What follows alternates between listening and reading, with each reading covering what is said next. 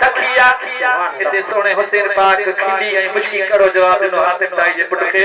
दिल खोल सुभान अल्लाह को बुधावा सुभान अल्लाह हाथ ताई जे पुट के इमाम पाक जमंता ए हाथ ताई जा पुट बेशक तू जो अबो सखिया सखी हुंदो पर शायद तोखे खबर ना है वो जो नानो साईं के जो वडो सखिया सुभान अल्लाह साईं के दो सखिया तुझे बाबा एक साल जी पूरी न पियो करे तदही 40 दरवाजा पियो खैर वठे तोखे खबर ना है मुझे नाना साईं वटे एक चक्कर जेको साइल अचे तो नाना साईं उनके जता कयामत ताईं वरी के बेदर ते वजन जी जरूरत कोन पवंदी सुभान अल्लाह तो मथे खणी चो सुभान अल्लाह सरकार जी आमद मरहबा दिलदार जी आमद मरहबा ऊंचा बोलो मरहबा सब मिलकर बोलो मरहबा मरहबा या मुस्तफा मरहबा या मुस्तफा खोर हाथ बताई आड़ो आड़ो आड़ो दिल रुबा जिस खाबिया खोर हाथ बताई आड़ो दिल रुबा जिस खाबिया साईं खैर जन्नत वतोया चमदा मुस्तफा जिस खाबिया खैर जन्नत वतोया चमदा मुस्तफा जिस खाबिया साइल जे कहे साल मथा इनकार कदो ना है मुझ सजन मदीने वालो हारो ठेकेदार कदो ना है मुझ पुटल मदीने वालो ठेकेदार कदो ना है कौन दिसदे उनड़ फकीर कौन दिसदे कोई दुखड़ो दरवटे वहदे जे हिकड़ो जवाली फकीर कौन दिसदे कोई दुखड़ो दरवटे वहदे जे हिकड़ो गीत नवी दोस्त वफाई तेरी गाल कदो ना है मुझ सजन मदीने वालो ठेकेदार कदो ना है मुझ सजन मदीने वालो ठेकेदार कदो ना है मुझ पुटल मदीने वालो ठेकेदार कदो ना है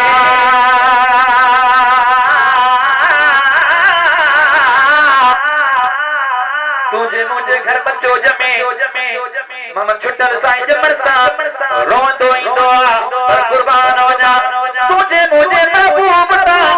अचन सा सिर सजदे में रखी करे तो ऐ मुझे ले गुनाहगार उम्मत ले रब खां दो पियो घुरे ई जे गुर चेहरो अजरी तई तुजो नूर वांग्या चमके पियो मोर वांग्या बरे तो पियो के जो सदको थई मदीने वाले मीर जो सदको आ वरना असा जा गुनाह एतरा जो चेहरा तब्दील थी वजन पर अल्लाह पाक खां महबूब दुआ घुरी मुजा महबूब मौला मुजी उम्मत जो कदे चेहरो न बिगड़ जा त मथे खणी जो सुभान अल्लाह इयो थोरो कजो आ जो मदीने वाले मीर जो आ साईं तो असल रोई पहजा गल पुसाया नूरानी तो सादे रोई पहजा गल पुसाया नूरानी साईं शक्ल ही महफूज असाजो हिब सदन ई मेहरबानी शक्ल ही महफूज असाजो हिब सदन ई मेहरबानी फकीर ए तेरे अदाई को भी प्यार करो ना है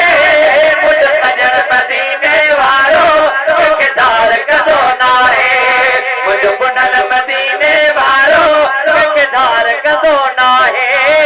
मुझ सजन मदीने वालो ठेकेदार कदो ना है चौथ सुभान अल्लाह साईं थोड़ी गुफ्तार कयाऊं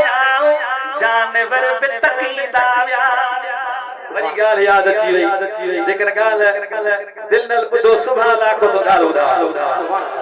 हथ मथे करा को सुभान अल्लाह अम्मा दाई हलीमा जो नट बचपन में मुझो महबूब बकरियों छोड़े झंगल देखा है ना मचाला जो का बकरी मुझे महबूब जे अग्यां हले बकरिन के खबर हुई त सा जो नबी सोणो ही हुआ हथ मथे खणी चो सुभान अल्लाह। वो बकरियों जन झंग में भी जो जागा कोन चन देऊ पियो महबूब जो दीदार करे ढब कदे खीर जा भी अक्षर हथ मथे करे खणी चो सुभान अल्लाह। ये मुझे महबूब जो मौजूद हुयो वो झंग दे जने सरकार बकरियों काए विदा झंग जा जानवर जेके शिकार करे पंजो पेट भरीदा शिकार करण खत्म जेके गाह खाइंदा वो गाह चरण खत्म जेके गीत जणया जेके पखी पखण चुगंदा उन जो भी चुगण खपन महबूब जंग में पहतो उनजी हर शय खत्म वेही करे दीदार कदा सुभान अल्लाह सुभान अल्लाह। वो फकीर मवन छुटल कुछ दिहाड़ा गुजरिया मुझो महबूब जंगल दा बकरियों नो काहे विया ते जंग जा जानवर अची परेशान हाने सिक में सीनो पे तो फपा दिल पे थी तड़पे हाने महबूब जो दीदार किए कजे हाने सोच कयो पंहिंजे उन ज़बान हाल में उन जो वडो को मुख जानवर हुयो हाने ओ तो चवे हाने महबूब बंदे हलो मां दाई हली मां जी भले में भली बकरी काहे झंग में जी लिकायो था तो सरकार उन बकरी के गोलन जे बहाने झंग दा ईंदा त सरकार ईंदा त दीदार करे ढब कंदा सुभान अल्लाह। हथ मथे खणी चो सुभान अल्लाह। वो कयो बि जानवर ने इए वो आशिक रसूल लफ्ज़ तो लिखे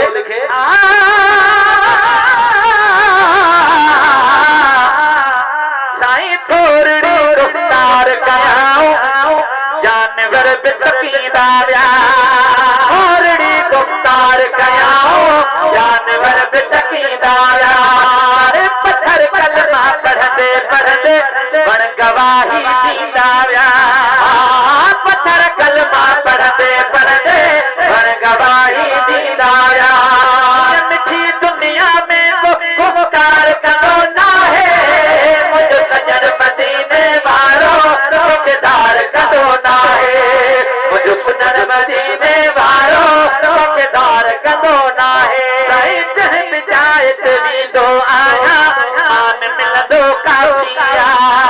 जंहिं बि जाइ ते वेंदो आहियां मान मिलंदो काफ़िया शहनशाह महबूब नवाज़र तो असां लाइ शाफ़िया शहनशाह महबूब नवाज़र तो असां लाइ शाफ़िया साईं फरमादा हिते अहिड़ी तरह थरसार कंदो नाहे